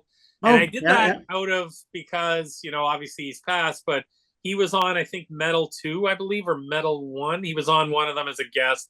So I thought that was kind of a little bit of an attachment there. Number 6, Bobby Gustafson from Overkill. Wow. Really like that. Number 5, I went with Mustaine. He deserves to be by himself. I agree. Ken hit it. Number 4, I went with Andreas Kisser from Sepultura. I mean, I really like him. He's a great guitarist. Number 3, Waters, Annihilator. I mean, I usually don't want to burn up one of my picks from the band we're talking about, but he's just that good. You need to. Number 2, went with the pairing of Hanneman and King. King, maybe they're a great pair, as Ken said. You can't debate, and King's solo stuff is pretty strong, so that's cool. And then my number 1 is Skolnick and Peterson. I love Testament's guitar. It's just so good, and so it's really, really strong. So those are my picks there. Cool. Okay, so I'll do my 10. So we have some overlaps, and I can't believe one you don't have, Jim, but I'll mention it when I get to it. So my number 10 is a band not well known, but it's one of my favorite bands. It's a band called Apocrypha. And so they're from where Marty Friedman came from, and Jason Becker, the Shrapnel record label. So these guys were like a mix of like early thrash, speed, and they turned a bit more power metal in especially their Area 54 album. But if you love guitar work, these albums are monsters. And so the guitarist being Tony Friedinelli, and he's done some solo albums as well, which I really enjoy. So I think this band deserves a shout out. I mean, musically, they're just such a brilliant band that deserves way more attention. Number 9, I'm going Coroner. So Tommy T. Barron. I mean, great. he needs some love. Good I mean, the choice. guitar work for that band is spectacular. And then number 8 is I thought for sure you were going to give Piggy a shout out. Yeah. Jim, or as his real name is, Denny Damore, who sadly passed away in 2005. But yeah, I mean, just his guitar playing was so incredibly unique. And I'm not talking about the first 1 or 2 albums, but as they got into the real progressive stuff, I think he was fantastic. And then this is where I guess I'm cheating a little bit. But I'm doing Cacophony. So Good one. get Marty Freeman and Jason Becker in. I mean, this is the ultimate Shred Fest album. Also on the Shrapnel label, which is the ultimate. I'm having trouble with my S's. The ultimate Shred Fest record label. So yeah, great there. I mean, they have 2 albums, but Speed Metal Symphony is probably their best one. Number 8, I'm going technical. So the band Watchtower and the guitarist Ron Jarzombek. Also pick him because I love all his work. So he has like 2 other like really guitar and technical oriented band, maybe verging on jazzy and rock all over the place, but Blotted Science and Spastic Inc. Are really 2 great bands. Number 5, you guys both mentioned them, Alex and Eric from Testament. And I do think Eric gets, unfortunately, too overlooked from Alex. Yeah. I mean, he's one of the main songwriters too, right? I mean, obviously the leads get all the shine and attention, but Eric's like the backbone of the band, I think. Number 4, Exodus. I'm going the earlier era, so Gary Holt and Rick Hunold. I just think they're fantastic together. I love Lee Altus, and then after I made my list, Ken, you didn't have this, but I thought of maybe just on the strength of Lee Altus. Oh, what's that album? I'm having a mind blank now. We did a podcast on it. The Heathen album? Oh yeah, The Heathen, Victims of Deception. Victims, So yeah, just Great on album. the strength of that album alone, I think he deserves a shout out. And then like Jim, I had Max and Andreas, and even although I'm not a big fan of the later Sepultura material, I still think Andreas is pretty good. And 5, I think he's fantastic. Right, he probably has more charisma as a guitar player than anybody. Just his stage presence is great. Then I'm going Megadeth, Dave Mustaine and Marty Freeman. nice. Really on the strength of Rust in Peace. And then no surprise, you guys both have it. Slayer, Jeff Hanneman and Kerry King take the top spot. Cool. Awesome. Great list, guys. Yeah. So that was kind of interesting. Okay, so that kind of wraps the stuff we had on the agenda today. Ken or Jim, any last words before we close? No. No, you just buy the album. Awesome. If you don't own it, buy it. Go buy that album. Yep. You won't go wrong. Actually, you could probably go buy all our top 10. That's true. Very, very, very true. All right, cool. Well, that wraps another fun episode of Thrashcast. And so next week's topic, we're staying in Canada, actually. We're going to a killer band, just like Annihilator. Considered part of the Canadian Big Four, Sacrifice, and we're tackling I know it's my favorite album, I don't know about you guys, but 1990s Soldiers of Misfortune. Ken, you're going to be the host of that one. Anything you want to mention there? Yeah, no, it's a really good album. I mean, I think it gets overlooked because a lot of people like Forward to Termination, which I like that album a lot too. But Soldiers, I think, is where they really hit their stride Great musically. album. I think. Great pick. Is it So, your yeah. favorite album by them, Ken? What's that? Is it your favorite by them? It's a tie. I like that album a lot too, Billy. I'm with you on that on your in your camp, but I still like Forward a lot too. Yeah, no, it's I good. like what's the song? Reanimation. I love that song. That's a classic. That song to me, I used to see that song being played like on the the Pepsi Power Hour so much. Yeah. Such a great song. I love that song. But you won't go wrong with either album, to be honest. Actually, I like everything. To be like even Yeah. everything after Soldiers, I thought was really strong. So did you like the album After Soldiers? Yeah.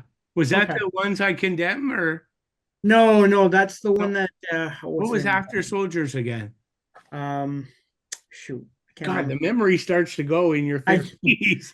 yeah, it's when Gus had left the band, and I think I'm having a. Do you know, Jim? No, I'm gonna check I'm it out having a here. total. Yeah, I can't. What is that called? I could picture the album cover, but yeah, the album cover is a little bit weird. It's yeah. kind of this. It's a weird album cover. They had Soldiers of Misfortune, then Apocalypse Inside. Oh, Right. yeah. Apocalypse Inside. Yeah. Yeah. Yeah, that's the album where basically it was just Rob and I think it's Scott, two members because they changed bass players and drummers for that album. Hmm. I still thought it was. I still enjoyed the album. Oh yeah, me too. I like the album a lot. I don't think there's a bad album in their Yeah. discovery, to be honest. Even the first album, although it's kind of raw, it's still pretty good. Yeah. And then the last album is bloody kick ass. I love that album quite a bit. Yeah. And now we know that they've just announced the new album, so we'll all be getting Volume that. 6. Was that Volume 6. Volume 6 in January? So Yeah. Cool. So that's where I hope we'll be able to get Gus on to talk about the album, or even Rob or someone else. Hopefully, Yeah. That'll be cool. that'd be cool. I don't think there's a single out yet, though. I can. No, not yet. No. All right. All right. So yeah, so that's going to be an exciting topic next week. And as a Canadian, I've always felt a close connection with Sacrifice. So and great band. So as we talked about, so that's it. Thanks everyone for following along. We greatly appreciate it. Also, thanks to Jim and Ken, as always, great co-hosts. And we'll see everyone next week. Yep. Good night.